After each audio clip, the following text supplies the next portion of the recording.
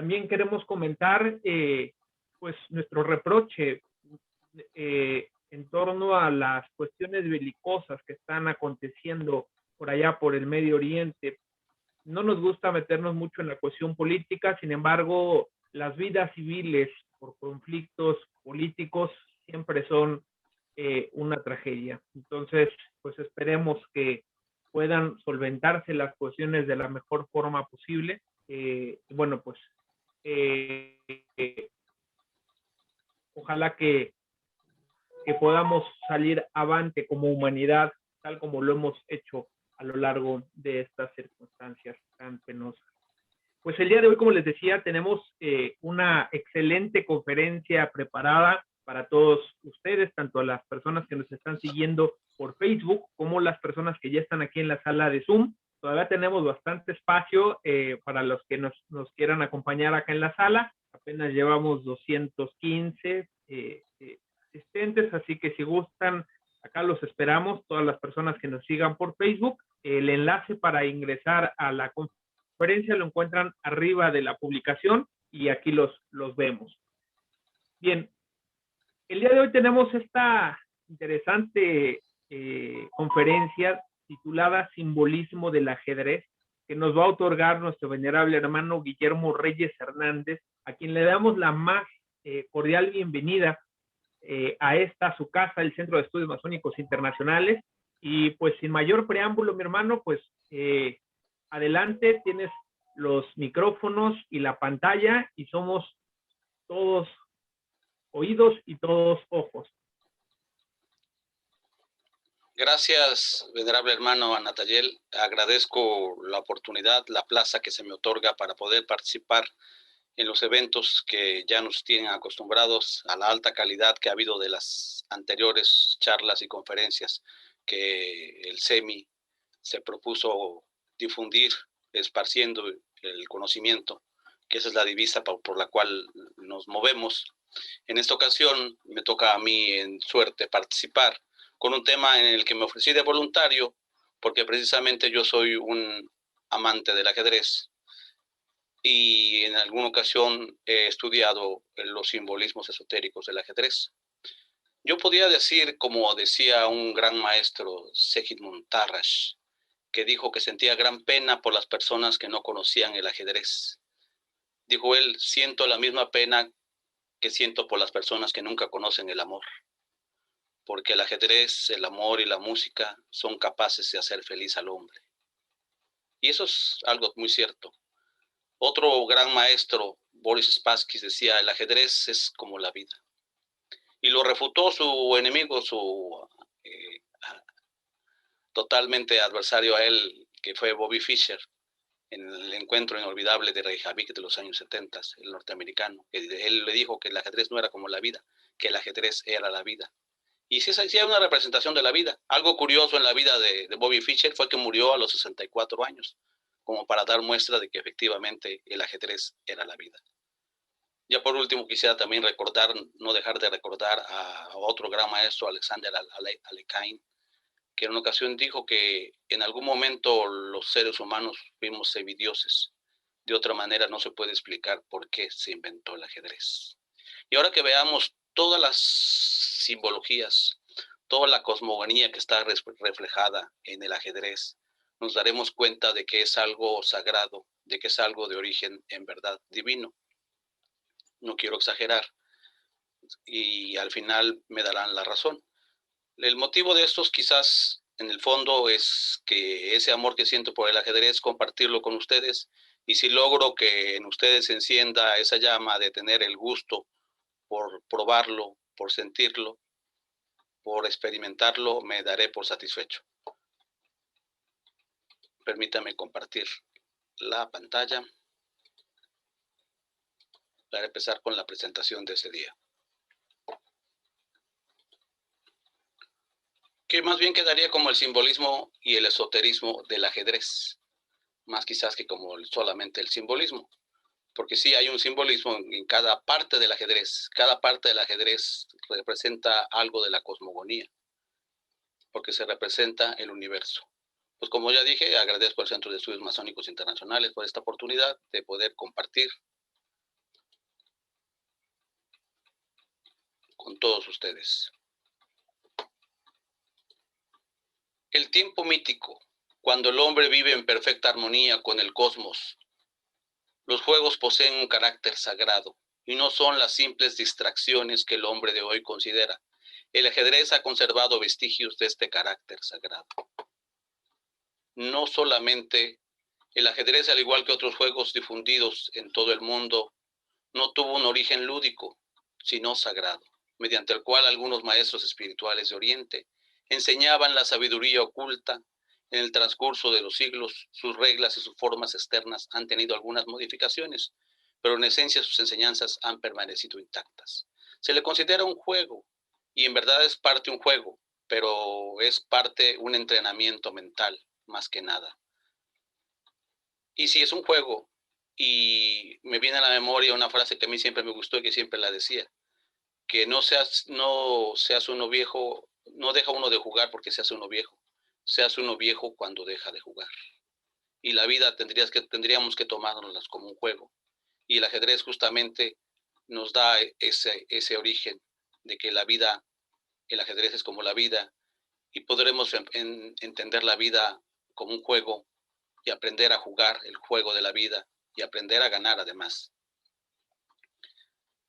Empecemos por el origen. El origen del ajedrez pertenece a un tiempo inmemorial, no se sabe exactamente cuándo empieza. Así diferentes tradiciones lo han situado en un remoto pasado.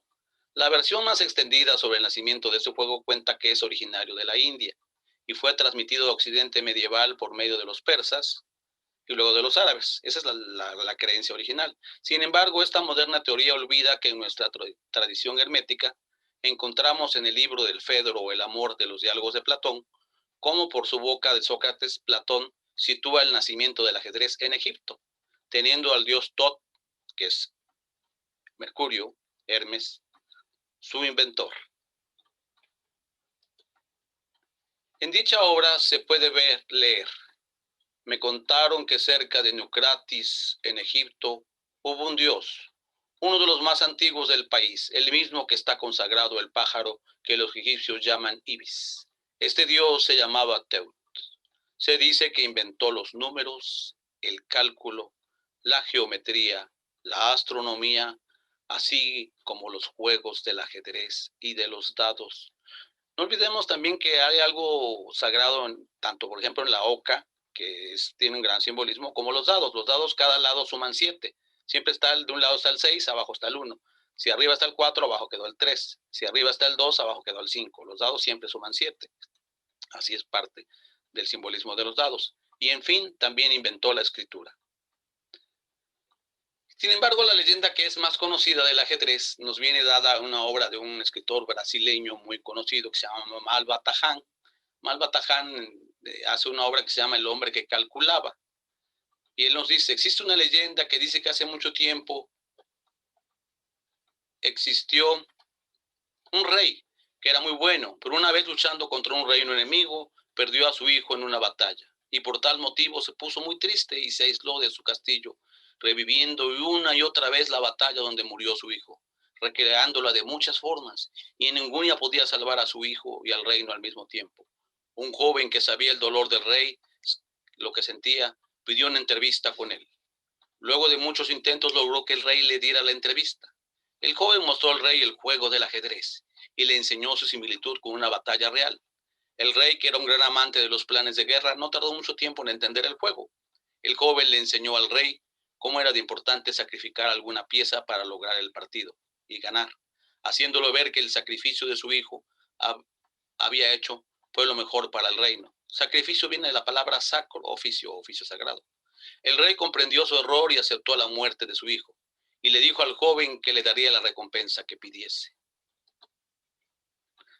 Algunas referencias citan que el joven que ayudó al rey era el brahman Susa o Sisa, Susa Dair el Hiri, según los mejores informados.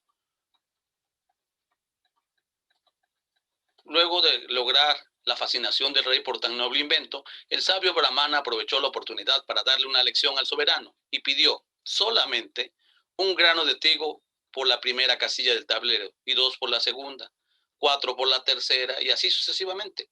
Por supuesto, el rey accedió de inmediato, era tan modesta la petición, pero efectuados los cálculos correspondientes recibió una mayúscula sorpresa. No podía pagar la recompensa prometida, puesto que la cantidad de granos a entregar equivalía a cosechar toda la superficie terrestre cultivable conocida hoy en día durante más de 10 años.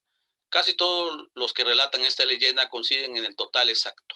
El total exacto es esta cantidad: 18.446.709.551.615 granos de trigo, lo cual se puede confirmar con un buen procesador matemático. Si eso no lo cuenta exactamente, eso sale.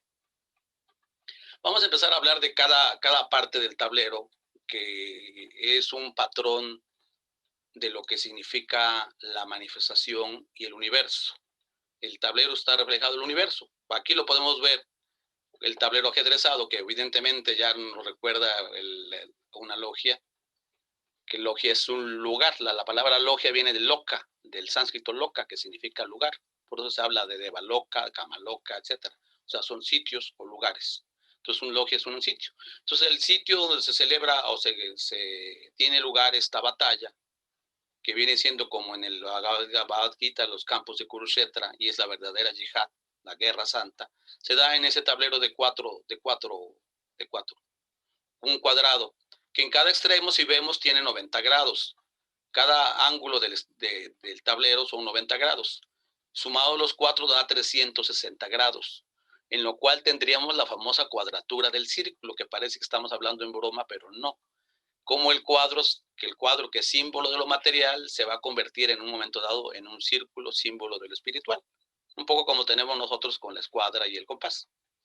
El tablero, el lugar donde se desarrolla la trama del juego, es cuadrado, figura geométrica de 4 lados, iguales, que son expresión del cuaternario y que nos transmiten la idea de armonía, orden y equilibrio, motivo por el cual se le asocia con el símbolo de la tierra. Aquí es la manifestación. De este modo, el hombre queda inscrito dentro de los lados verticales y horizontales, limitado por las coordenadas que representan el espacio y el tiempo.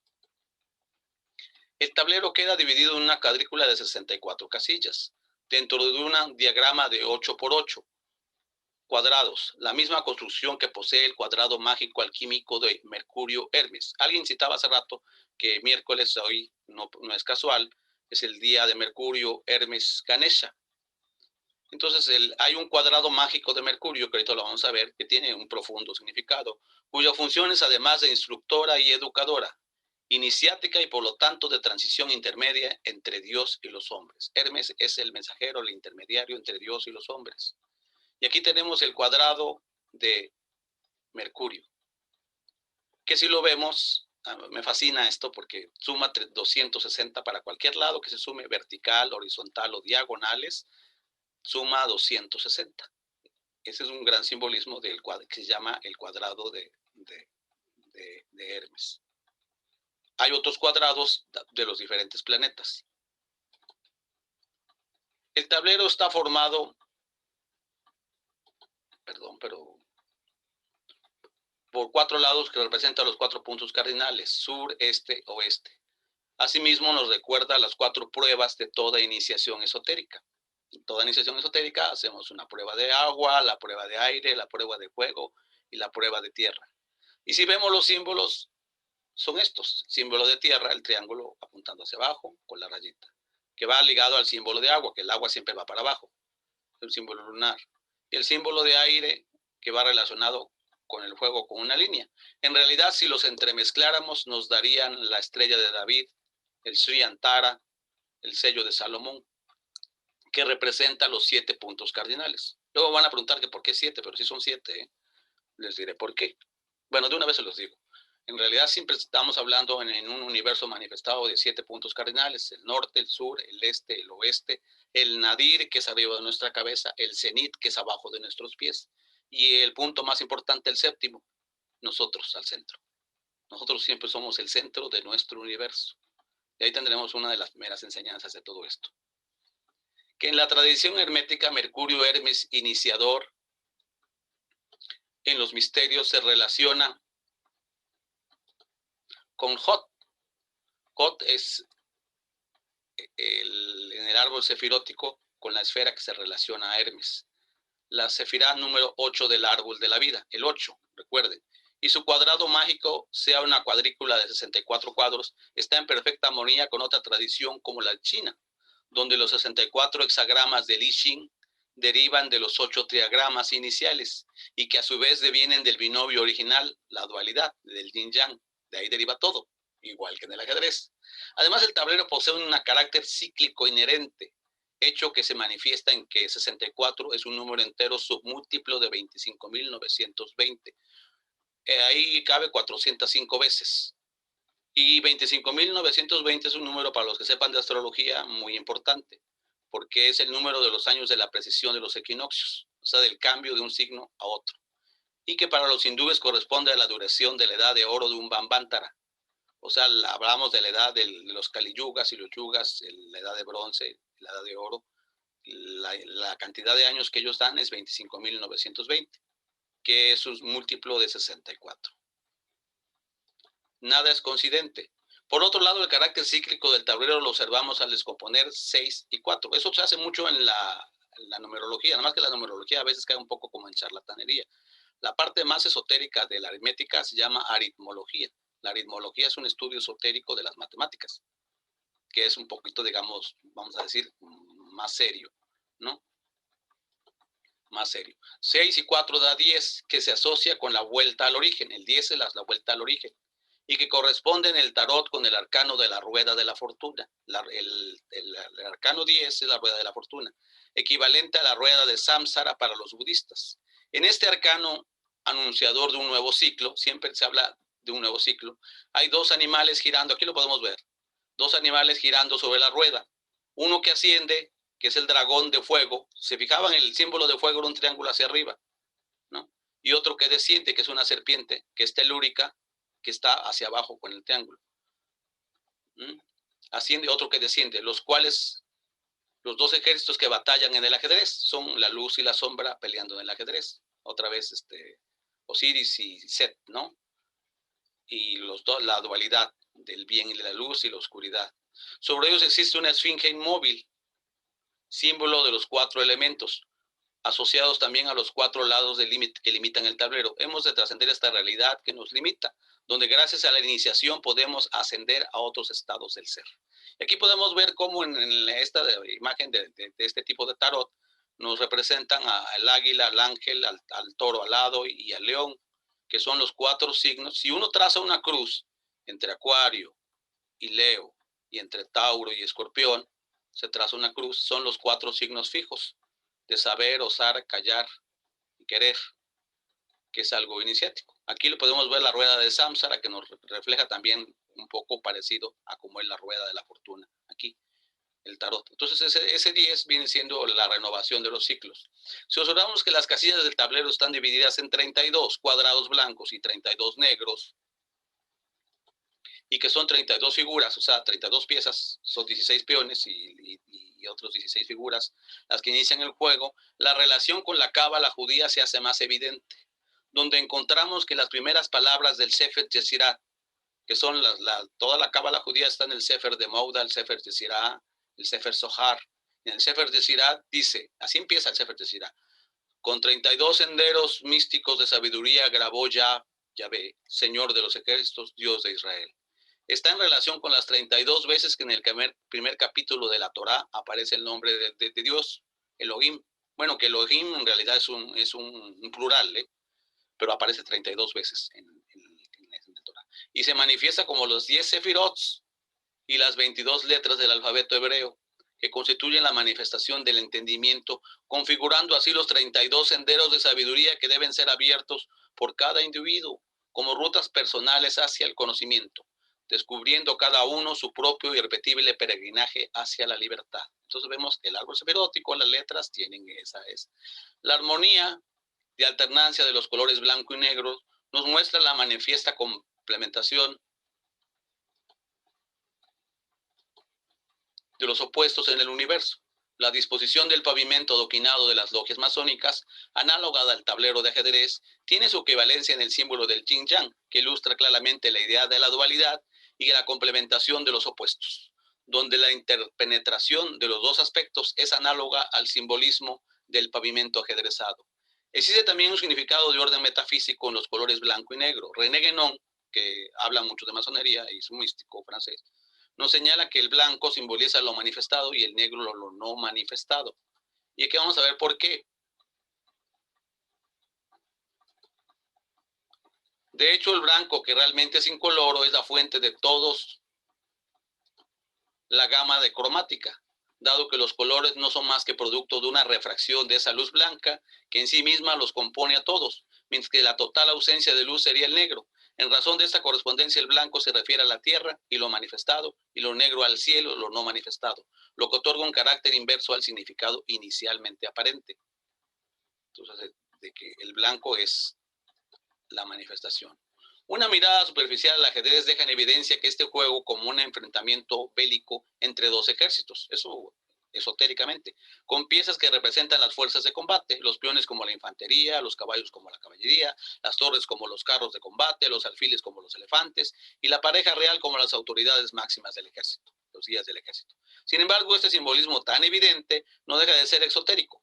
Los ejércitos en conflicto nos recuerdan a una batalla espiritual entre las fuerzas de la luz, los devas, los ángeles, y las fuerzas de las tinieblas, los asuras. Aquí puse una imagen de Bella de Ganesha, el dios elefante, porque el ajedrez se le conoce también como el juego del elefante. El Bhagavad Gita, la gran obra espiritual de la India, también se desarrolla en el campo de batalla que enfrenta a los Kurus contra los Pandavas. En esta obra, Arjuna recibe las sagradas enseñanzas de Krishna, que lo invita a combatir para conquistar la ciudad de Hastinaputra. El nombre de esta localidad quiere decir ciudad de los elefantes. No se olviden que el ajedrez, ya se los comenté, se conoció como el juego del elefante. Y entonces la batalla era por conquistar Hastinaputra, o la ciudad de la sabiduría. El elefante está directamente relacionado al ajedrez, pues es el dios de la sabiduría. E incluso en la China antigua, en el siglo IV, se conocía a este juego como el juego del elefante. Por eso tampoco es extraño el hecho de que en la India existe una versión del Bhagavad Gita con Ganesha, dios de la sabiduría con cabeza de elefante, sustituyendo a Krishna como el maestro de Arjuna. Esta versión se conoce como el Ganesha Gita. También se consigue en internet, por cierto. En mitología grecolatina, el equivalente a Ganesha es Hermes o Mercurio. Tal vez lo que hablábamos de hoy, que es el día de Mercurio. Perdón. Tal vez esa sea la razón por la cual algunos maestros espiritualistas de Occidente ven el ajedrez como un juego mercurial y no marcial, de Marte o bélico, pensando que era un juego de guerra, ¿no? Pero no, es un juego de mente, es un juego de Mercurio, no de Marte. El maestro ajedrecista Eduardo Scala afirma que el juego se desarrolla en el estado de Mercurio, es decir, en su cuadrado mágico del 8×8, símbolo del infinito y que se asimila al caduceo de Mercurio. El 8, cuando lo vemos, Hot, que es Mercurio, el 8 vertical es un 8, acostado es el símbolo del infinito, que se conoce como Lemniscata, es el nombre de este simbolito. Había un restaurante aquí en Jalapa que se llamaba Lemniscata, por eso me llamó la atención el nombrecito. Y en el caduceo se puede ver cómo se relaciona también ese símbolo de infinito con las serpientes de Kundalini, de Ida y Pingala, que suben por el tubo de Sushumna. La palabra, aquí tenemos un hecho interesante, la palabra noche y el número 8. La palabra noche está relacionada con el número 8. Esta extraña relación se repite en muchas lenguas. La lingüística cognitiva supone que los símbolos son la unidad básica del lenguaje, siendo estas unidades el emparejamiento de una estructura semántica, un significado, y una etiqueta fonológica, o sea, el sonido. ¿Qué significa esto? A nivel subconsciente, el lenguaje establece lazos sutiles que actúan en la formación de las palabras, creando relaciones en sentido figurado, lo que constatamos que hay un significado, una idea metafísica o filosófica detrás de cada palabra, escondido en las palabras, de modo que la lengua de familias distintas conforma las palabras a partir de la misma idea. Veamos entonces qué sucede con la palabra noche y 8. Aquí vemos la palabra, cómo se dice en español, noche es 8 más la N, nocho.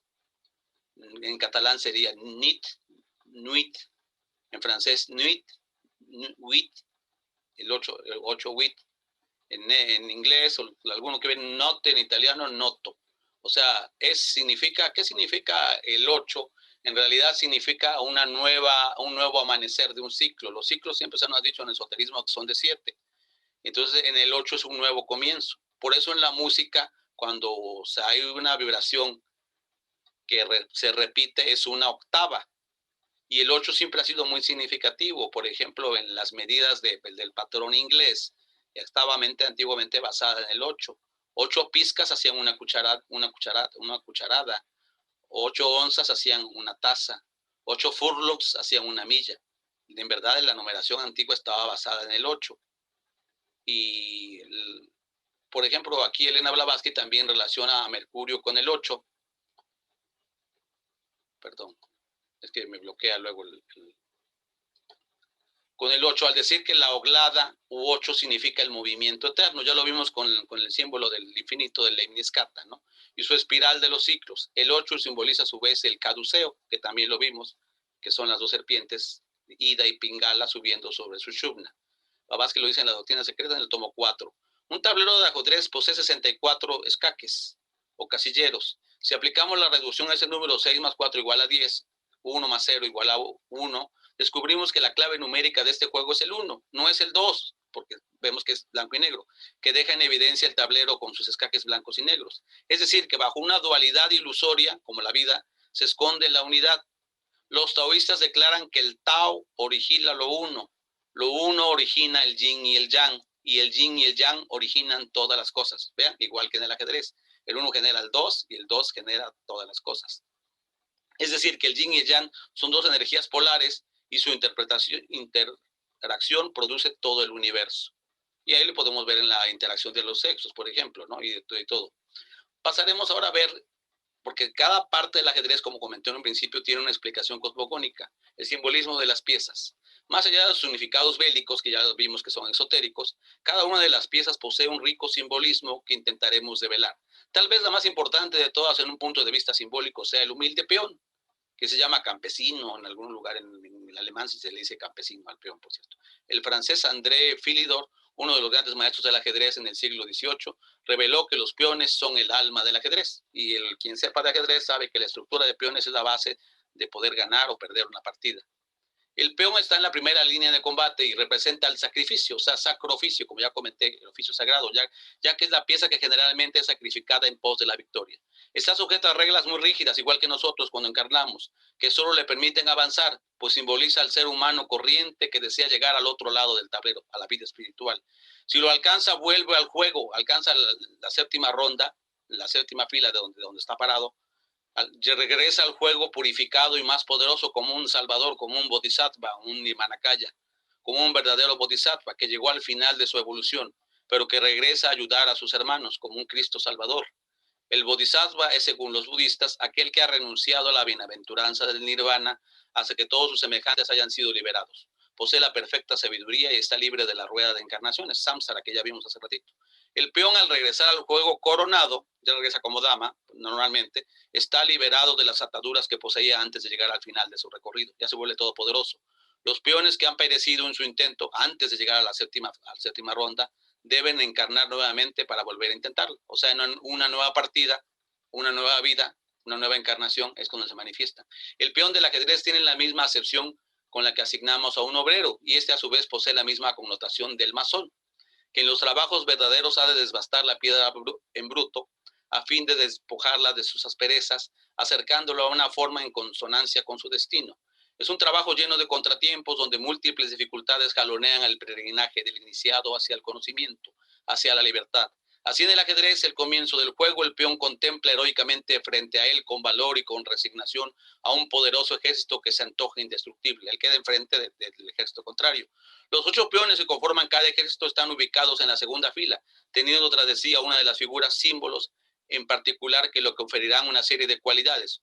Un equipaje de viaje singular en su lento pero sin retorno, sin posibilidades de vuelta atrás, camino hacia el frente de batalla, hacia su libertad. Representa a los humanos. La otra pieza que es importantísima y muy básica es el alfil. Originalmente pil o elefante, que traducido por los árabes pasó a llamarse fil y finalmente al, con el artículo el al en España, ocupada por los moros, como al-Andaluz, ¿no? Que es Andalucía. En los restos de Europa la pieza tuvo diferentes nombres: flow, bufón en Francia, slon, elefante en Rusia, bishop, obispo o vigilante. Aquí vamos a entrar en una componente buena.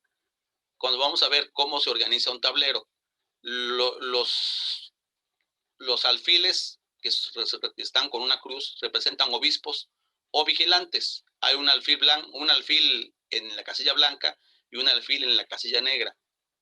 Aquí van los alfiles. Ahorita vamos a ver en la posición original y representan a los vigilantes de una logia. De hecho, el alfil que está pegado al rey, que es el alfil del rey, es el primer vigilante y es una de las piezas más importantes. Había jugadores que decían que preferían, así como Voltaire siempre escribía con un gato, decía un gran campeón, yo no puedo jugar sin mi alfil del rey, porque es la pieza más fuerte y más importante en un principio, la que agarra mucho valor, es por su posición. Entonces, esa relación de que hay los obispos o vigilantes. En Inglaterra, dada la forma de su sombrero. De esta acepción británica deriva la relación entre esta pieza y el clero, que fue común en los tableros medievales. Aquí lo representamos así también, así se ven en las representaciones. Esta pieza es fiel a un sendero, siempre va a ser en diagonal. Hay un alfil blanco en las casillas blancas que se mueve en diagonales en las casillas blancas. Va a haber un alfil negro acá que se mueva únicamente en diagonales negras. También tienen esa polaridad, ¿no? Nunca salen de su color, están esclavos de su color y no se aventura en otros caminos, por lo cual representa la lealtad a las reglas. Su carácter original de elefante nos recuerda la sabiduría relacionada con el juego, en especial la sabiduría de Ganesha, como volvemos a repetir. Todo es un poquito repetitivo, ¿no? El alfil y la más próxima a ellos, no en vano en muchos lugares se le denomina también delfín, pues va muy cerca al rey, a la reina, que quiere decir príncipe, motivo por el que está más cerca del rey y de la reina que ninguna otra pieza. Don Alfonso X el Sabio, en su libro del ajedrez, representaba esas figuras como elefantes que sostenían sobre sus lomos una pequeña torre donde se situaba un arquero, porque así eran las batallas reales, ¿no? En efecto, la palabra alfil parece derivar de hasti, del sánscrito fil en persa y afil en árabe, que significa elefante, lo que así anteponemos el artículo árabe al, como Al-Qaeda, como Al-Andalus, queda convertida en la actual alfil. Y aquí está Alfonso X el Sabio. Y la ciudad, acuérdense que era la ciudad del elefante, la que iban a conquistar en la guerra de los campos de Kurukshetra, en el Bhagavad Gita, se llamaba Hastinaputra, la ciudad de los elefantes. Los amonios denominaron a un oráculo alfa o alfi, a la vez o la voz de Dios. En Egipto los principales oráculos eran los toros sagrados, Apis y Nebis, por lo que era común denominar alfa y alfi a todos los toros sagrados de Memphis y Heliópolis. En consecuencia de esto, Plutarco, comentando la letra alfa, explica que los fenicios llamaban al buey alfa. Así tenemos que su significado era igualmente el de un oráculo o el de un animal oracular. Así el alef, la primera letra del alfabeto, que es esta que está aquí a la derecha dibujada, son los cuernos de un buey. De los judíos representa la cabeza del buey. Quien sepa de cábala estará en su mero mole, porque eso precisamente se estudia en lo de la cábala. Es la primera letra del alfabeto, muy similar a la primera letra del alfabeto islámico. Alif es en el alfabeto del Islam. Estas acepciones, alfa o alfi, aplicadas a los toros Apis Nebis, palabras originalmente egipcias, las tomaron los fenicios para adoptarlas primordialmente a los bueyes, alfa, y después a los elefantes, el laf, de viene el laf, verdadera raíz de nuestro actual alfil. Ahí quedó claro el simbolismo, ¿no?, del alfil. Continuemos para avanzar más rápido con el caballo, que es una pieza importantísima porque alterna sus movimientos de los escaques de un color a otro. En algunos idiomas esta pieza se llama caballero, se llama knight en inglés. Y su alternancia entre dos opuestos nos está indicando el principio hermético del ritmo que viene en el Kybalión, por ejemplo, ¿no? Como está una casilla blanca y salta como en escuadra. Recuerden esa, él escuadra la logia, escuadra esta que es la logia, el taller lo escuadra el caballo. Y puede ir, aquí adivinen a cuántos lugares puede ir un caballo, ¿ya los contaron? Puede ir a 8 lugares. Nada más que tiene una salvedad, que al lugar donde va a caer nunca cae ni en la misma columna ni en la misma fila. Y es lo único que puede matar sin ver, porque las otras piezas, las torres y demás piezas se tienen que ver una a la otra de frente. Y por eso el caballo es medio traicionero, porque puede matar sin ver o atacar a 2 piezas al mismo tiempo. Eso lo hace muy poderoso, sobre todo al inicio de las partidas. Yo siempre le tenía terror a los caballos. La gente más intuitiva juega con los caballos, porque los caballos, en vez de como pueden brincar piezas, brotan en el tablero. Van perdiendo fuerza a medida que avanza la partida, ¿eh? En la numeración que se les da, así como un poco si un peón vale 1, la dama vale 11, la torre vale 5, el alfil el caballo vale 3, y el alfil vale 3.5, porque a medida que avanza la partida, el alfil va agarrando más fuerza, porque el caballo para llegar de un lado a otro necesita hasta 4 brincos, y el alfil puede llegar de un solo brinco de un lado a otro. Entonces, a medida que ya se despeja el terreno, va siendo más poderoso el alfil. Yo siempre le tuve miedo a los caballos y trataba yo de cambiarlos, lo confieso. En muchas tradiciones el caballo se le ha relacionado con el mar. El mismo Poseidón, dios del mar, también era el dios de los caballos. Odín, por ejemplo, tenía un caballo, y su caballo, adivinen cuántas patas tiene Odín. Pueden verlo en figuras. Odín tiene, no puse la figura, pero lo hubiera puesto, tiene 8 patas, el caballo del dios Odín. El paso de las aguas en las simbólicas del caballo es crucial. En los ritos iniciáticos griegos o hindúes, el sacrificio del caballo era común, y los iniciados solían recubrirse con la piel del caballo. Así observamos cómo el caballo está relacionado con el paso del estado de un ser a otro. En el ajedrez, el caballo describe un movimiento en L, saltarín, como el de la llama, similar al elemento fuego, revelador de la fuerza del espíritu. El caballo termina siempre su movimiento en un cuadrado de color opuesto al que partió, en una fila o columna diferente al inicial, eso ya se los dije, lo que inspira la idea de un paso de la realidad a otra diferente. Por eso es tan mágico el caballo. En cada ejército del juego de ajedrez hay 2 caballos, uno ocupando las columnas 2 y las 7. O sea, están uno, y curiosamente en una casilla de diferente color. Aunque sean del ejército blanco, hay un caballo negro y un caballo blanco, como aquí. Platón, inspirado en Homero y en Orfeo, representa simbólicamente el alma por medio de una carroza tirada por 2 caballos, donde el cochero, o sea, el auriga, la alegoría del auriga, representa al pensamiento o al ser humano que dirige los 2 caballos, al principio de vida o pasión o ardor. Normalmente en la figura que no la encontré, el caballo negro tiende hacia abajo, como algo cámico, como algo de deseo, y el caballo blanco tiende hacia arriba, hacia la pureza, hacia la espiritualidad.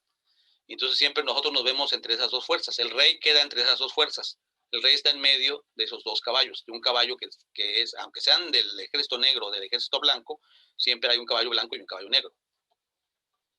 También en el carro del tarot observamos a los 2 caballos de diferentes colores que aparecen dirigirse hacia lugares opuestos, pero lo que el cochero real encamina correctamente, conjugando así los opuestos y uniendo contradicciones, que ese es nuestro ideal de nosotros, controlar nuestras pasiones y nuestra bestia, ¿no? Porque no nos podemos volver infrabestias, porque decía San Francisco de Asís que vengo mi hermano burro, le decía su cuerpo, ¿no? Para superar los obstáculos venideros del camino, comenzando así un viaje relacionado con el nuevo nacimiento inherente al proceso iniciático. Aquí vemos el carro, donde el auriga es el rey, el que controla el rey debe de ser la mente, que controla las pasiones.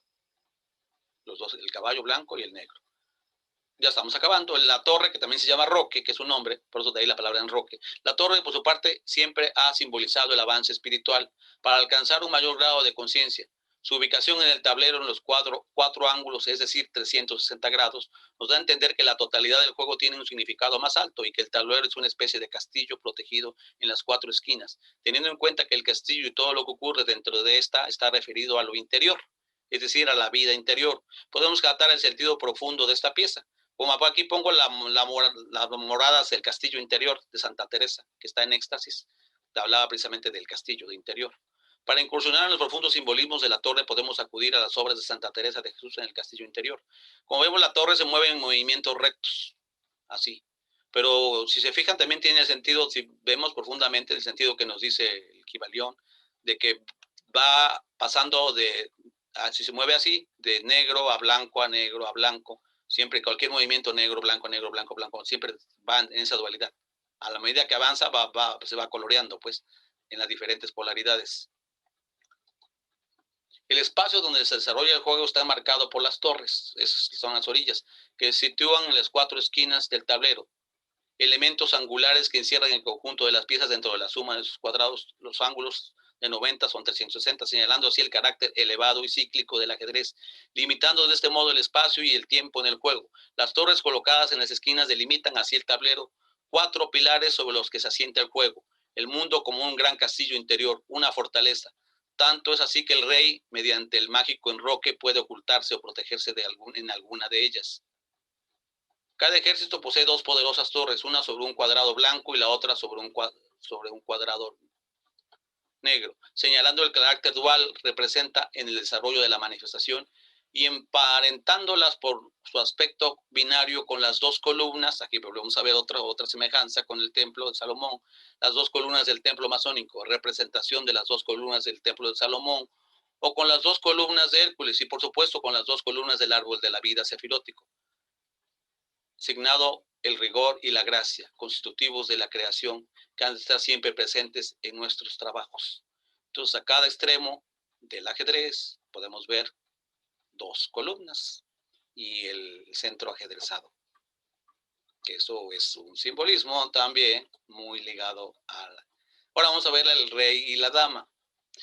La pareja real originalmente no era tal, ya que representaba a un monarca y su consejero, o Firzán, pero en el siglo XV se cambió este consejero por una reina, con una gran capacidad de movimiento que esta pieza no poseía anteriormente. Si vemos, la dama se mueve así, por la que no sepan de ajedrez, se mueve así, va hacia todos lados, pero 8 lados también, otra vez vuelve a repetir lo de la oglada, ¿no? A 8 lados puede ir la dama, ¿sí? A 8 sitios. Al introducir a la reina como pieza al paro de opuestos, que ya era evidente en el tablero blanquinegro, adquiere más relevancia, aunque el rey sigue siendo la figura principal porque representa el espíritu, porque tiene la cruz. Aquella que debe permanecer en el tablero hasta las últimas consecuencias. Es el último en abandonar el campo, es el espíritu. ¿Qué hablábamos de las partes a las que puede ir? Eso se llaman los crismones. Un crismón es esto. El crismón más famoso es el de 6, que es el famoso Shirro, el que vio Constantino, que son las letras abreviadas de Sumus Pontifices, que así se llamaban los sacerdotes paganos. Después los emperadores romanos, cuando se nombraban emperadores, que se les hacía dioses, lo que llamaban apoteosis, volverlos dioses, tuvieron esto como símbolo, el Sumus Pontifices. Ahora lo tiene el Papa. El Vaticano se apoderó de un poco de esta idea del crismón de 6. La dama tiene un crismón de 8, que puede ir hacia 8 sitios, hacia 8 lugares, que es poderoso. Podemos hablar más de eso de los crismones porque es interesantísimo, sobre todo relacionado con el cristianismo y el origen del cristianismo. En el Sacro Imperio la mayor divisa es el amor, el hierogamos, la hierogamia, el matrimonio sagrado del rey y la reina. El rey simboliza el poder espiritual, por eso tiene una crucecita en la cabeza. La reina, en cambio, representa el poder temporal, por eso tiene una corona de rey, de puntitas. La función del poder temporal siempre será proteger al poder espiritual. Eso es lo que se decía en el Sacro Imperio. De hecho, la corona del rey tradicionalmente se representa con una cruz en su parte superior, simbolizando el poder espiritual. En cambio, la dama, aunque también coronada, carecía de ese símbolo, asociándose, por lo tanto, a la autoridad temporal ejercida por el rey guerrero. O sea, el mismo rey tenía esas dos cualidades en la hierogamia. Y aquí están cómo van acomodados.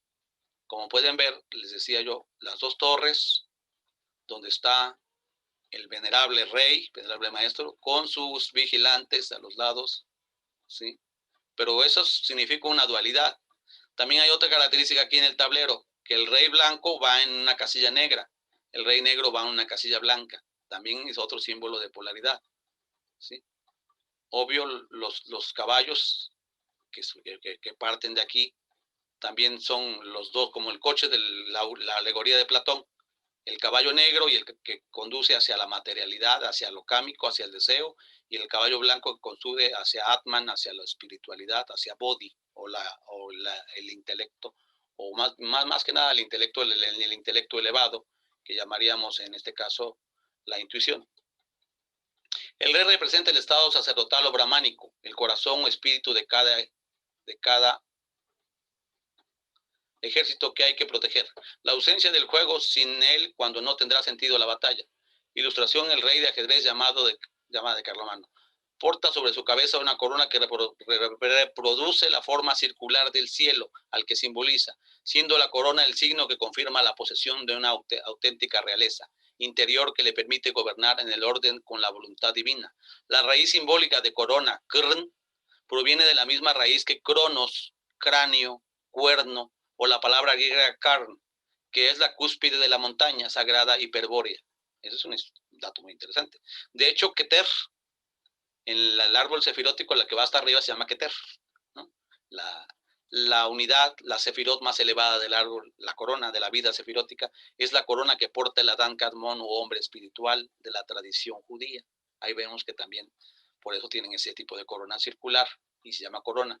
Su posición en el juego es central, sobre una casilla de color contrario que les dije, al suyo, conjugando así los opuestos y con la posibilidad de moverse en todas las direcciones, igual que la dama, pero él puede ir nada más a 3, 4, 5, 6, a estos lugares.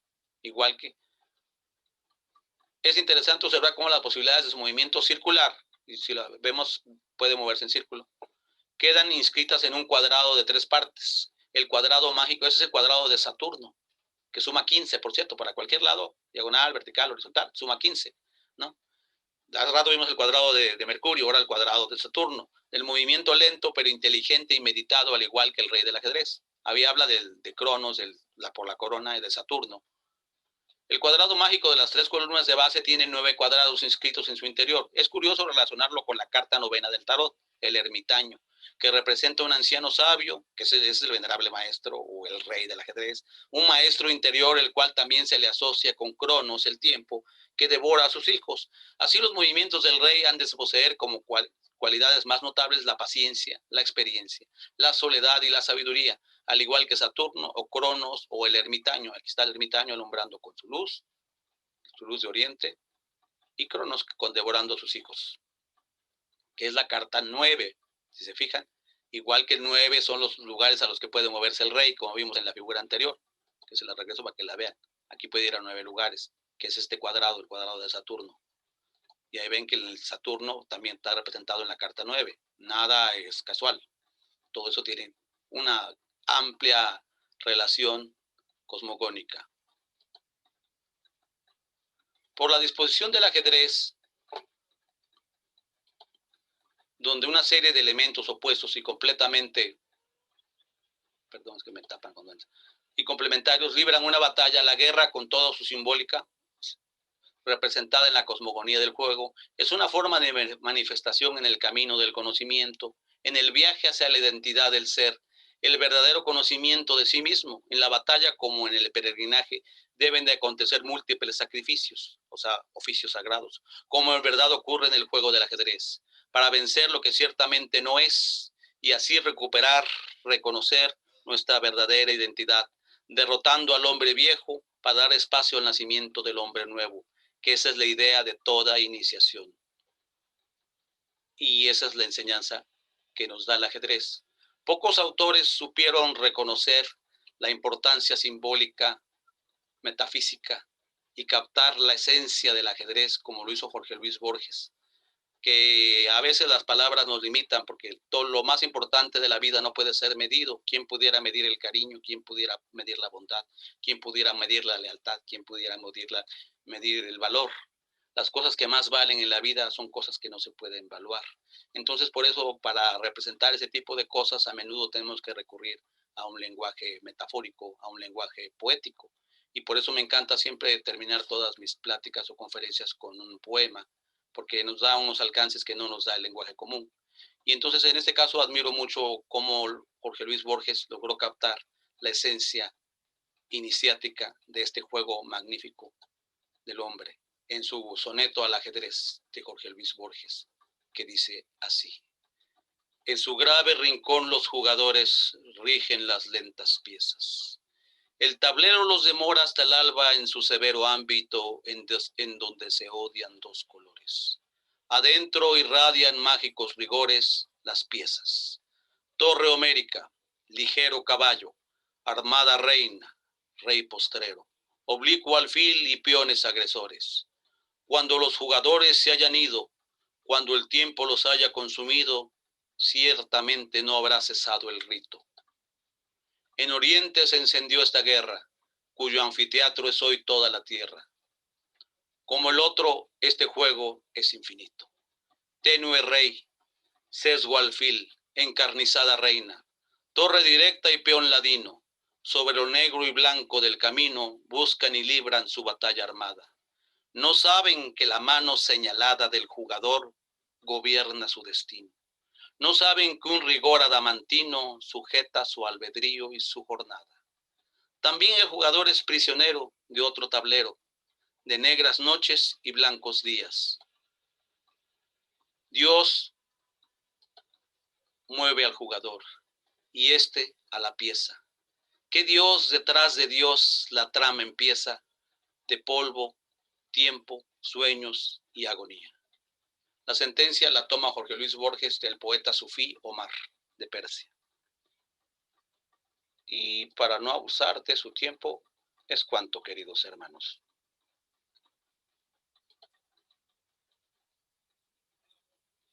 Mucha información, ¿verdad? Muchísimas gracias. Les voy a pedir a todos los asistentes me puedan hacer favor de prender su micrófono para ayudarme a darle una batería de júbilo a nuestro ponente.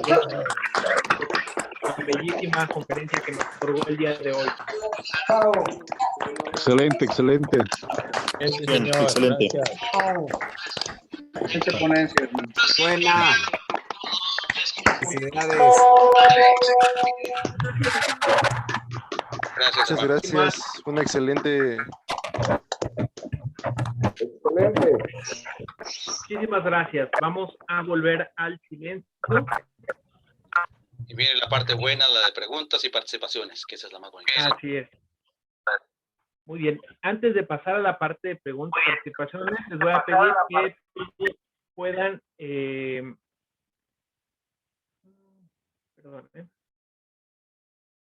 puedan ir utilizando la herramienta de levantar la mano para que se vayan ordenando sus participaciones.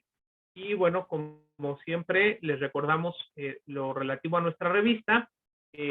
Nuestra revista ya va a salir el número 2, el volumen 2 de nuestra revista, que es, la vamos a sacar el próximo sábado.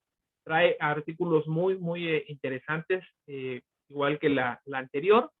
Leonardo da Vinci, textos origen de la masonería, el orden de la postura durante la obligación masónica y la aparición de la Biblia en los rituales masónicos por nuestro venerable hermano Alberto Moreno, entre muchos artículos más, lo cual, pues bueno, les haré llegar en breve esta revista.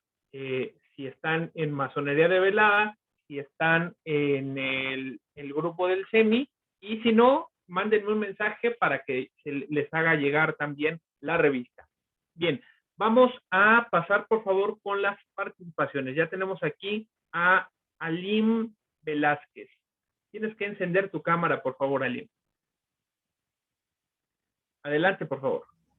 Buenas noches.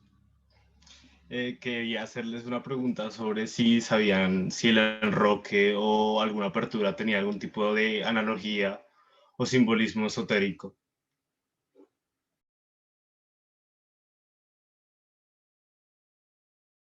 Muchas gracias. Si quieres comentar algo, Guillermo.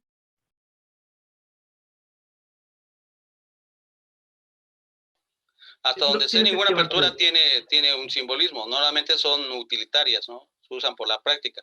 Algunas han recibido, por ejemplo, como el gambito del elefante, precisamente hacen referencia a esa idea de la sabiduría y del elefante, pero no tienen. Algunos de sus nombres revelan historia del ajedrez nada más, como una apertura muy clásica que es la apertura española, porque el primer libro de ajedrez lo escribió Ruy López de Segura y hizo la primera apertura de peón de rey, que se llama la española, y la otra muy famosa para abrir con el peón de rey es la que llaman yuco piano, que es el juego lento. Entonces van agarrando esos nombres, por incluso donde se inventaron, ¿no? La apertura vienesa, etcétera, pero que yo sepa, no, ninguna tiene un simbolismo especial. Bien, muchas gracias. Y qué bueno que comentabas esta parte de el aparente simbolismo bélico, porque yo he escuchado mucho a las personas que son pro de el juego oriental, el Go, que es muy superior al ajedrez, porque justamente va como relacionado más al desarrollo, no al dominio. Entonces me parece interesante este aspecto. Ojalá que ahorita podamos ahondar en esta parte, pero vamos primero con la participación de Ricardo Meléndez. Adelante, mi hermano, por favor. ¿Qué tal? Buenas noches. Y precisamente aunado a este comentario, buenas noches a todas las personas que están en línea, a todos los participantes del SEMI. Yo creo que el juego del ajedrez, uno de los libros que tengo aquí en la lista de lectura es este, Psicología del ajedrez, probablemente lo están viendo al revés por la cámara, pero no he tenido la oportunidad y el tiempo porque aparte está algo denso y encima de todo no he tenido la práctica. Mi hija precisamente hace poco me acaba de invitar a jugar y yo le tengo miedo porque creo que va a perder respeto porque tiene mucho más práctica que yo, pero tengo que practicar y jugar. Yo creo que los enroques y por lo poco que he vislumbrado y cosas que he escuchado acerca del ajedrez, cuando se trata del juego del ajedrez hay una comunión con la otra persona, pero sobre todo yo creo que hay una comunión con uno mismo, de conocerse y de tratar de tomar las piezas desde una parte estratégica. Pero en ese proceso probablemente y si el participante, mi pregunta es si el participante nos puede meter un poco más en el fondo de la parte psicológica y el análisis psicológico de las jugadas de ajedrez, porque pues jugando se va uno conociendo uno mismo, como estamos viendo aquí en lo que compartió el hermano. Muchísimas gracias, una excelente presentación y sí nos gustaría ver si tienes algunas luces y nos puedes dejar algún salario con respecto a la psicología del ajedrez. Gracias. Pues lo que te puedo decir que del ajedrez es de las cosas que más hay escritas en Amazon, de la cantidad de libros, más que de matemáticas, geografía, es de ajedrez, es de las cosas que más hay libros. Es algo muy curioso. Y porque el ajedrez tiene varias vertientes en que se puede abordar, como de las matemáticas, de la psicología. Y la psicología del ajedrez es muy importante. A mí me tocó ser instructor de niños y precisamente, por ejemplo, te enseña a pensar qué está pensando el otro, a tener un poco la desconfianza, a pensar qué es lo que está tramando, qué cambió con esto. Entonces empieza a tener un pensamiento lógico, que eso, por ejemplo, en esos tiempos de tanto peligro para los chicos y las chicas, sí eso es importante que aprendieran a pensar y a ver las intenciones de la otra persona que se busca. Y en el ajedrez, en realidad, por eso en México no ha pegado mucho, nunca hemos sido muy buenos en el ajedrez, porque preferimos deportes de conjunto como el fútbol, porque en el fútbol tenemos la oportunidad de echarle la culpa al portero, al árbitro vendido, a que la cancha estaba mal, cualquier cosa, cualquier pretexto es bueno. Y aquí no, aquí eres tú contra la otra persona. Y se siente muy feo perder porque es una lucha cuerpo a cuerpo, donde el que vence prevalece sobre el otro, como que te humilla de alguna manera. Entonces tienes que aprender, yo les decía a mis alumnos, ¿no? Que es importante saber aprender a perder, pero es más importante aprender a hacer perder a los otros, ¿no? Porque aquí es un juego bélico, como bien decía Natayel, que se trata de prevalecer.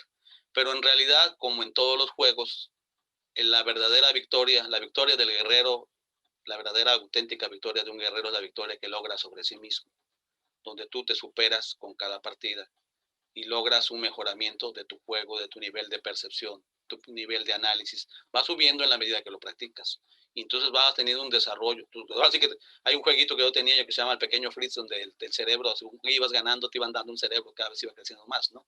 Porque en realidad, en el plano del mental concreto, te ayuda mucho a ese desarrollo. De hecho, en algunas escuelas orientales en la India, del Taraka Raja Yoga, se enseñaba como una disciplina, porque aprendes disciplina, aprendes a controlar tu mente, en momentos en que el controlar la mente es tan necesario para lograr el estado de paz, de armonía que tanto buscamos en la búsqueda de lo bueno, lo bello y lo verdadero.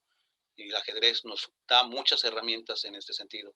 Y al final de la historia yo siempre buscaba que mis alumnos analizaran sus derrotas, no sus victorias, porque de las derrotas es donde aprendes más, donde aprendes que el verdadero enemigo está dentro de ti. Y eso te lo enseña el ajedrez. Que las debilidades salen en ti, porque hay partidas, lo más difícil de ganar es una partida ganada, que ya está, cualquiera que haya jugado ajedrez lo sabe. Ahí está Bernardino, que es muy bueno jugando ajedrez. Y las tienes ganadas, pero ahí influye a veces hasta tu temperamento, cómo poder soportar la victoria, saber que lo tienes y que la tenía era suya y la dejó ir. Eso ocurre muy a menudo. Con un mal movimiento, dicen que como en las parejas, con las esposas, un mal movimiento y el rey pierde a la reina, pues así ocurre aquí. Un mal movimiento y se te viene abajo todo. Entonces, eso no se da casi en los grandes maestros, pero sí se llegan a dar de vez en cuando. Pero es una superación interna y es una práctica muy recomendable como un mejoramiento personal. Completamente de acuerdo, muchas gracias. Nos están mandando sus correos electrónicos para que les hagamos llegar la revista del CEMI. Les decimos rápidamente, no ocupamos correo electrónico, únicamente las hacemos llegar por vía WhatsApp, Telegram o Facebook. Entonces, ya les hemos estado pegando a lo largo de la conferencia las ligas para que puedan ir teniendo acceso a nuestros medios de comunicación. Y nada más, en relación a este comentario que nos estaba diciendo nuestro hermano Guillermo, es una excelente herramienta para empezar a generar discernimiento. Me parece una de las herramientas que nos enseña a decidir, porque una mala decisión tienes completamente tirada toda la vida del juego. Una mala decisión te puede llevar por atrabancado, por ser una persona que quiere inmediatamente ganar, pues te descubres de repente. Vamos con la participación de Jairo Arboleda, nuestro ilustre hermano. Adelante, por favor. Buenas noches, respetables hermanos Anatayel, Daniel, Jair, Jorge y respetable hermano Guillermo. Excelente presentación. Cuando yo estaba en la universidad con un primo que estudiaba mi misma carrera, él era ajedrecista, era muy paciente y siempre discutíamos por qué él no entendía la física y la matemática, si entendía también el ajedrez. Hoy, escuchando esta presentación, me doy cuenta que no tiene que ver tanto con el juego mismo o con la persona, sino cómo al final termina enfocando. Porque uno se pregunta ahora, ese peso específico de las piezas tienen que ver con el nivel de conciencia, tiene que ver con la estrategia que se desarrolle para llegar a ganar, porque al final el rey es el último que cae. Entonces quería preguntarle al hermano Guillermo, es cierto que la partida se pierde en la cabeza, pero la intelectualidad frente a la estrategia, particularmente en ajedrez con el fenómeno que les estoy comentando, que pues yo no le entraba al ajedrez porque no era paciente, pero sí lo sé jugar, y en cambio él sí era jugador avesado, pero no le entraba ni a las matemáticas ni a la física. Esa es una variante. El juego de ajedrez, los grandes maestros son más bien intuitivos. Recuérdense que la intuición es una parte del mental superior. El intuitare, o sea, es aprender de dentro. Ahí viene la palabra intuición. Y la intuición es la palabra. Por ejemplo, en la meditación con la que hicimos, Dios le habla a la mente, ¿no? En la oración el hombre le habla a Dios, ¿no? Entonces, la manifestación es esa intuición. Un jugador de ajedrez no es tan analítico. La gente piensa que un jugador de ajedrez ve 40 jugadas adelante. No es cierto. Ellos mismos lo han dicho. En alguna ocasión, Anán, platicando en el torneo muy bueno que hacen en Mérida, el Torre Repeto, era el mejor torneo mexicano, vino Anán y le preguntaban eso, ¿no? Y uno de repente, como transmiten la primera partida, la que va en la mesa 1, a menudo la transmiten a la sala y ahí podemos estar opinando. Antiguamente se la gritaban, ¿no? Movió tal pieza y así, ¿no? Como en la serie de Gambito de Dama. Aquí ahora las transmiten y uno comenta y uno inmediatamente piensa, pues va a comer o va a hacer esto. Y ven que el campeón, el gran maestro, se tarda 15 minutos, 20 minutos y hace otra cosa que uno ni se imagina. Y dicen, bueno, ¿y por qué hizo eso? Y ya al final, cuando ya termina la partida, le preguntan, ¿y por qué en tal movimiento hizo esto? Y ya te dice, no, es que si hubiera pasado esto y lo otro. Y es como te ves el análisis, que por eso son grandes maestros, porque tienen una visión que nosotros no tenemos, como es precisamente la visión de un iniciado. La visión de un iniciado no es que, como seas un verdadero iniciado, no es que vas a ver otro mundo, vas a ver el mismo mundo, pero con otros ojos, con nuevos ojos, ojos de iniciado. Alcanzas un alcance mayor, tendrás como un abuelo de pájaro, podrás comprender, y la comprensión te traerá compasión. Y una de las cosas que enseña, como bien lo está señalando el ajedrez, es la paciencia. Antiguamente era un juego más lento. La paciencia es la ciencia de la paz. Y es un juego que sosega la mente porque te quitas otros pensamientos y te concentras en lo que estás en el tablero. Si no, pierdes en automático. Pero aquí tienes que estar siempre consciente, como bien señalaba Natayel, que la jugada más importante es, de una partida, la jugada más importante es la siguiente. La siguiente jugada que vas a hacer es la más importante, porque con eso lo puedes arruinar todo o lo puedes mejorar todo. Entonces siempre tiene una tensión constante, por eso puede ser un juego que tranquiliza la mente. De hecho, se puede volver como una adicción. Hay quien lo llama la droga de madera. Hay gente que vive ajedrez, come ajedrez, sueña ajedrez, y lo puede uno ver en internet. O sea, porque sí se vuelve una droga de madera, porque es un apaciguador de la mente, de alguna manera, y como lo que hablábamos, sus aspectos psicológicos. Y pues qué bueno que te das la oportunidad de poderlo practicar. Desarrolla la intuición, desarrolla la paciencia. Entonces ese es un ejercicio mental, así como nos ponen a hacer ejercicio con pesas, también tendríamos que hacer ejercicios mentales para tener una salud mental, que es tan importante en estos días. Y más ahora en tiempos de COVID, que ha dado COVID-insomnio y toda una serie de consecuencias, que sería muy bueno, y esa es parte de la plática, es una invitación, como un call to action, a que le den una oportunidad en su vida al ajedrez. Adelante, porque veo que hay varias manos levantadas. Muchas gracias. Tenemos aquí un comentario. Dice, las aperturas tienen su polaridad en cuanto a si son abiertas o cerradas. Sirven para complementar la personalidad del jugador. El tímido cultiva ser atrevido en aperturas abiertas y viceversa. El extrovertido aprende de aperturas cerradas. En cuanto al enroque, creo que fue apareciendo más tardía porque quizá no estaba contemplado en el simbolismo original, así como el peón al paso. Sí, y nos preguntan si si conoces algún libro para enseñar a jugar a los niños. De hecho, hay programas de ajedrez ya, o como que los libros se quedaron un poquito atrás. Hay escuelas de ajedrez en internet. Hay un programa que se llama El Pequeño Fritz. Yo lo tengo, pero es un poco difícil de clonar. Se puede conseguir en tiendas de ajedrez y hay con caricaturas. Mis hijos aprendieron con caricaturas. Hay juegos de ajedrez con caricaturas. Hay que buscarlos. Ya de hecho ven que mucho la cuestión editorial ha desaparecido. Ahorita hay muchas escuelas porque uno puede por línea aprender. Y ya le recomendaría que si hay un niño que va a aprender, pues aprenda por línea o se le pueda comprar el Pequeño Fritz, se llama. Es un programa hecho en Barcelona, muy bueno, que enseña a los niños desde lo básico a jugar ajedrez. Que uno debería aprender desde lo básico, pero hay muchas formas que desde internet se puede. Nos dice nos recuerda Anastasio, nuestro hermano Anastasio Suárez Requena, que esto es un buen juego porque al final siempre se dan la mano, gane quien gane la batalla. Sí, juego de caballeros. Vamos. Siempre. Así es. Bueno, y ahora ya también de damas, ¿verdad? Cada vez hay más mujeres jugando. Sí. Claro. De hecho, recomendé. Vamos con la parte. Sí. Adelante. Les decía yo que al principio, antes de que iniciáramos la grabación, recomendé que vieran la miniserie de Netflix que se llama Gambito de Dama, que es un poco la vida de Judith Polgar, la primera gran maestro de ajedrez, siendo mujer, porque siempre fue un deporte como para varones, y eso se puede ver mucho en la miniserie. Son 11 capítulos, algo así, vale mucho la pena. Fue la mejor de 2020, si tienen Netflix, pues no se la pierdan. Gambito de Dama, muy recomendable. Perfectísimo. Vamos con la participación de Víctor Peñalosa. Adelante, Víctor, por favor. Buenas noches, hermano Natayel. Buenas noches, hermanos todos de sus diferentes orientes. Quien les habla, Víctor Peñalosa, desde Cuernavaca, Morelos, México. A ver si me puedes obsequiar 3 minutos, Natayel, de permitir compartir una imagen. A ver si me permites en lo que formulo. Más que pregunta, es una pequeña aportación que quiero compartir con todos ustedes. Entonces, no sé si ya pueda compartir.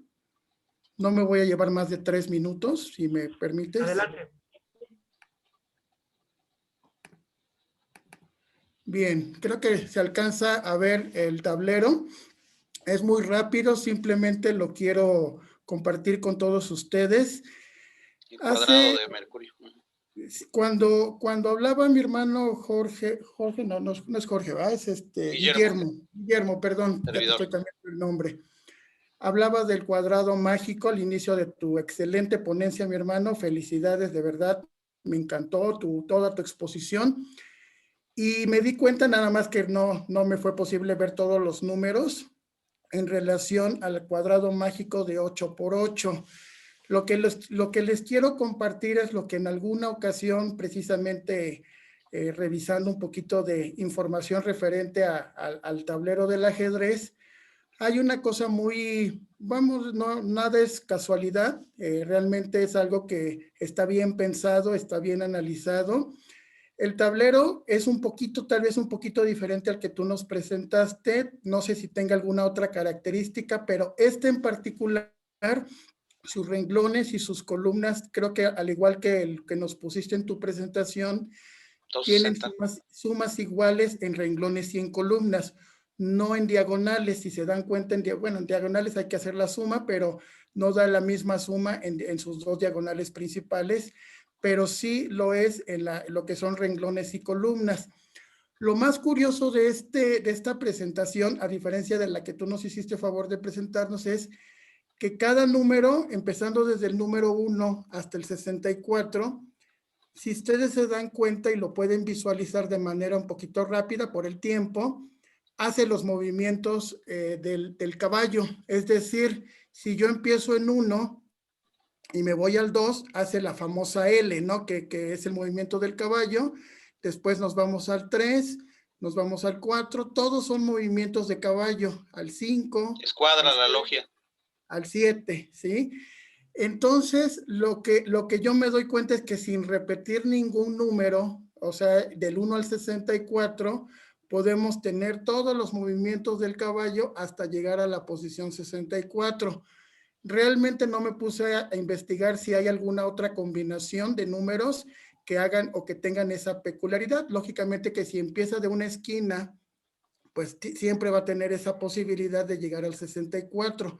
Lo que no me puse a pensar, porque no sé si poniendo el 1 en otra posición, de alguna manera vamos a tener la misma peculiaridad, porque uno pensaría que sí, pero va a llegar el momento en el que el movimiento del caballo, siguiendo esa numeración del 1 al 64, va a permitir llegar o no llegar hasta esa posición. Entonces, se me hizo interesante, los renglones suman 260, las columnas suman 260, en cambio, pues es algo que de alguna manera se pudiera pensar que está bien analizado para una interpretación desde el punto de vista como tú lo hiciste, mi hermano, y bueno, pues simplemente era felicitarte por esa magnífica presentación. Ya la pregunta que te tenía ya la contestaste, precisamente era la de Gambito de Dama, que es una serie excelente, que igual se las recomiendo a todos.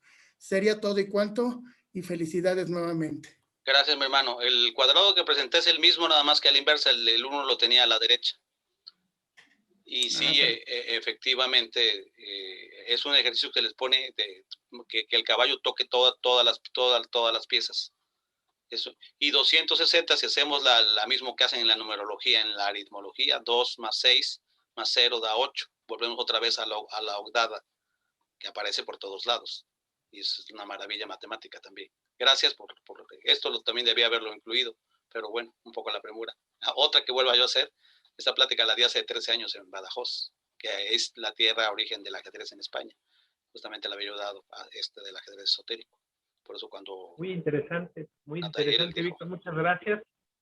Vamos a continuar con la participación de Eduardo. Adelante, por favor. Gracias, querido hermano. Bueno, quiero felicitarte por tu exposición. Creo que realmente ha sido muy, muy impresionante, al menos para mí. Y algo que quería yo tal vez complementar, que el ajedrez está muy vinculado a la planificación, tanto estratégica como táctica. Y en este caso, me encantó que pusieras ejemplo que es la vida, porque la planificación y el ajedrez tienen fundamentos. No puedes planificar sin esos fundamentos del ajedrez. Y la vida también debería ser así. Debemos tener fundamentos. Y creo que la masonería, al establecer la escuadra, su simbología, prácticamente ahí hay fundamentos que deberíamos tal vez popularizarlos, encontrar la forma de popularizarlos, de que sea de conocimiento de la sociedad, para poder tener fundamentos en la planificación, en la organización, en las decisiones estratégicas y tácticas. Gracias, querido hermano. Un abrazo, mi hermano. Gracias.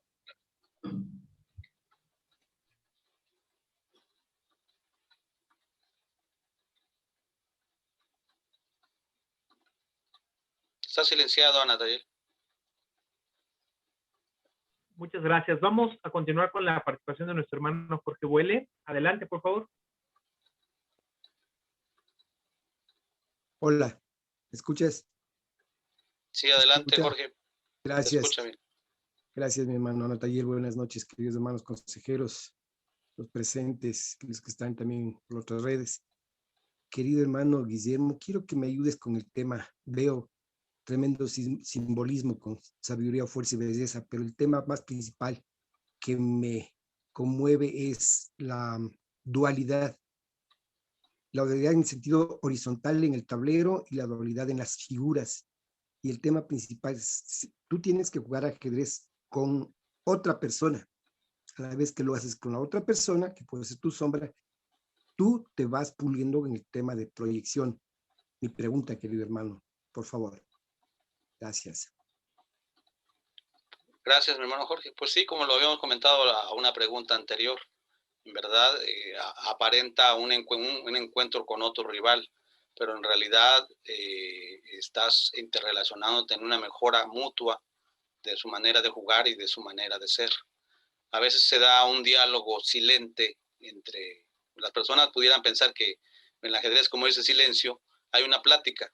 De hecho, Arreola, que era el maestro Arreola, que era muy fanático del ajedrez, jugaba con Enrique, un actor, jugaban en Chapultepec. Y ellos sí jugaban de que, ¿cómo ve, maestro, que ahí le va esta dama coqueta a atacarlo? Y así hacía florituras con el lenguaje, así como le gustaba hacer a Arreola. Dice que era su forma de jugar de ellos ajedrez.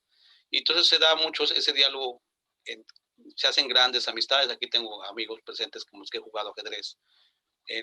Hay una obra muy bonita que también recomiendo, es un libro de Vicente Leñero, se llama La vida que se va, que es la vida de Norma, una enfermera, hoy en día de las enfermeras, que empieza a analizar su vida en retrospectiva y analiza porque su papá le enseñó a jugar ajedrez y nunca se relacionó bien con su padre porque era medio alcohólico y nunca hablaba con él. El único momento en que platicaban era platicando con una partida de ajedrez. Y ella misma después, en un momento que anda con 3 hermanos juntos, dice que era como jugar simultáneas, ¿no? La novela es muy buena, muy recomendable. No sé si esté con PDF, pero se la recomiendo mucho. Y nos habla también mucho de que, como hablaban de la jugada del enroque, cuántos no quisiéramos tener en nuestra vida un enroque, cuando dices trágame tierra, ¿no? Y quisieras aparecer en otro lado, cuando estás equivocado. Pues el rey tiene esa posibilidad, bajo ciertas reglas, ¿verdad? Pero la literatura está muy ligada a todo lo que es el ajedrez y cómo te puede transformar. Ahí está, por ejemplo, la novela también recomendable, se llama La defensa de Lucín, que es de Vladimir Nabokovsky, el mismo de la Lolita. Vladimir Nabokov hace la novela que se llama La defensa de Lucín. Lo hay en película y es precisamente de un ajedrecista. Pero el ajedrez, nos volvemos a la esencia, que los juegos, igual que el juego de la oca, que tiene mucho simbolismo, los juegos no solamente son lúdicos, lo tienen uno que ver como una forma de autotransformación, de una forma de vencerse a sí mismo, que uno, el verdadero enemigo en la vida siempre está en uno, la verdadera batalla es con uno, y eso también lo enseña en la masonería, que la verdadera guerra, la verdadera yihad, el verdadero campo de Kurukshetra es en la vida.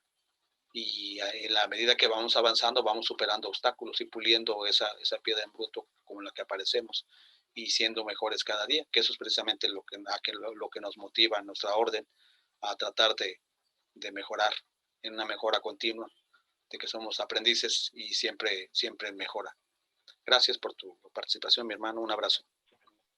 Muchísimas gracias. Tenemos un comentario de Jacobo en Facebook que dice que, bueno, que el ajedrez no necesariamente se trata de ganar, sino de jugar, y en relación a lo del enroque dice que es igual a la empatía, ponerse en el lugar de tu compañero, cambio de punto de vista. Bueno, una interesante interpretación de ese movimiento.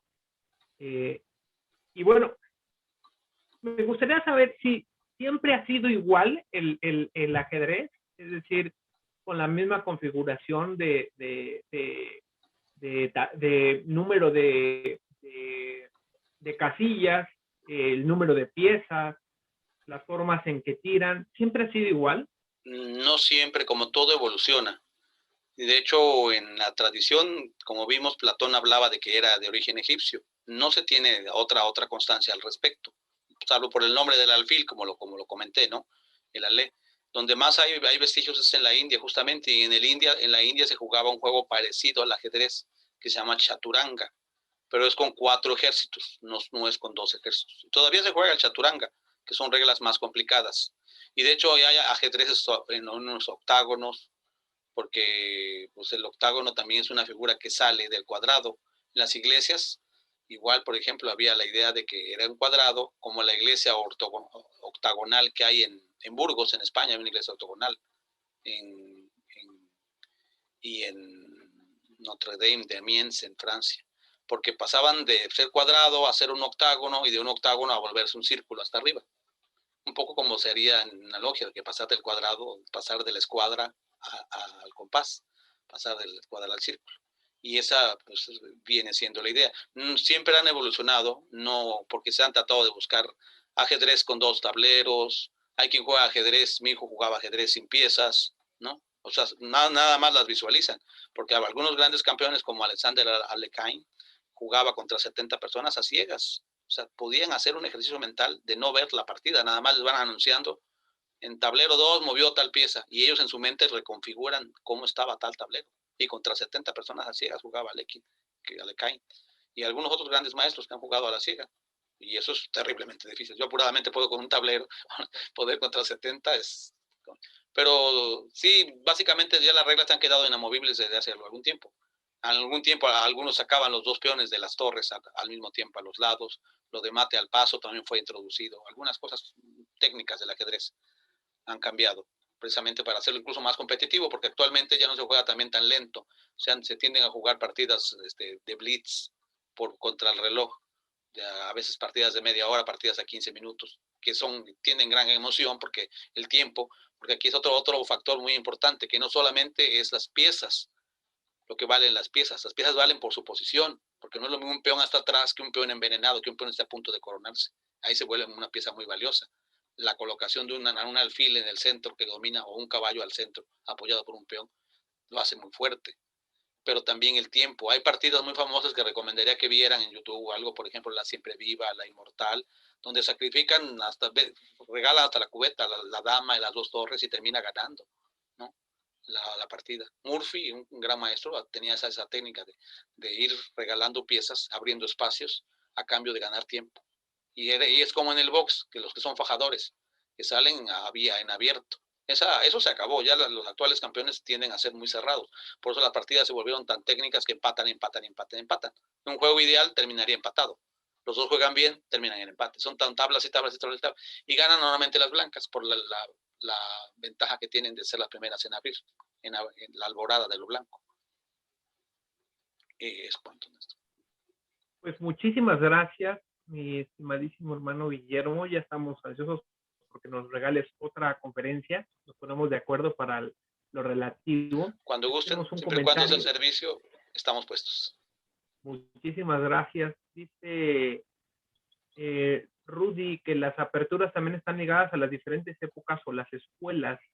Las aperturas abiertas a la escuela romántica, ejemplo primordial el gambito del rey, el gambito de dama, la escuela moderna, el clásico, la escuela hipermoderna va ligada a la apertura de cerrados, etcétera. Bueno, ya nos hace una referencia de varias escuelas. Varias aperturas. Pero sí, hubo una época romántica que era de regalar piezas y eso, como los gambitos era justamente empezando regalando un peón, ganar tiempo y ganar espacio a cambio de ganar velocidad.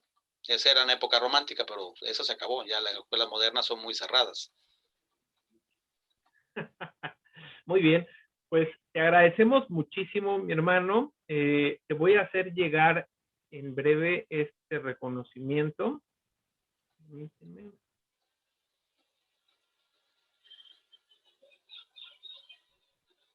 Un gusto a quien nos Centro haya de acompañado. Estudios Masónicos Internacionales. El Centro de Estudios Masónicos Internacionales, el CEMI, otorga el presente reconocimiento al venerable hermano Guillermo Reyes Hernández por haber dictado la conferencia Simbolismo del Ajedrez el 12 de mayo de 2021 en Vulgar, democratizando el conocimiento, nuestro secretario ejecutivo Daniel Vega García y su servidor Antonio Natayel Montejano Arauz. Muchísimas gracias, mi hermano. Si nos quieres regalar un comentario de cierre. Pues mi comentario de cierre, mi call to action, como debe determinar toda plática, es un llamado hacia la acción, un llamado hacia la fraternidad. En el ajedrez se juega con la mente y se juega razonando y se juega en equipo. No puede ganar una pieza sola, se gana trabajando en equipo. Igual en el taller, en la logia, la invitación es a trabajar como un equipo de una manera racional, de una manera funcional.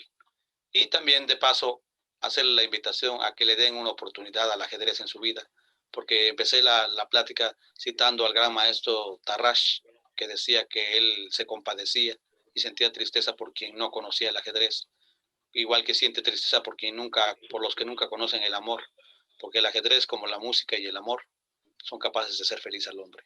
Así es que dense una oportunidad. La invitación es que, si tienen tiempo libre, pues dense una asomada por el ajedrez. Estoy seguro que les hará pasar grandes momentos, como a mí me los ha hecho pasar.